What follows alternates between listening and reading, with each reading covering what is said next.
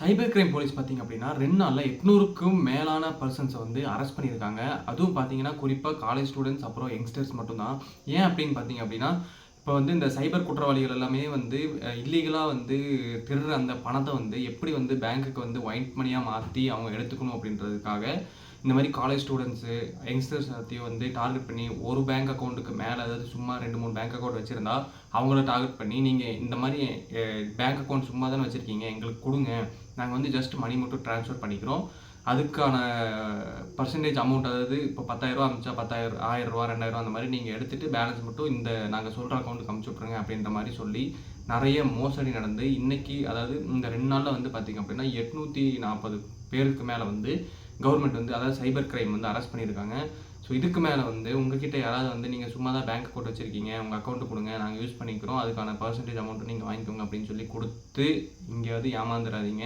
ஏன் அப்படின்னா, அவன் வந்து ஜஸ்ட் மாத்தி விட்டு போயிருவான். பட் மாத்துன அக்கவுண்ட் வந்து உங்களோடது. ஸோ நீங்க தான் மாட்டுவீங்க. நீங்க தான் போய் ஜெயில்ல உட்காருவீங்க. ஸோ இது ஒரு அவேர்னஸ் வீடியோ தான். ஜஸ்ட் எல்லாத்துக்கும் ஷேர் பண்ணுங்க. தயவு செஞ்சு உஷாரா இருங்க.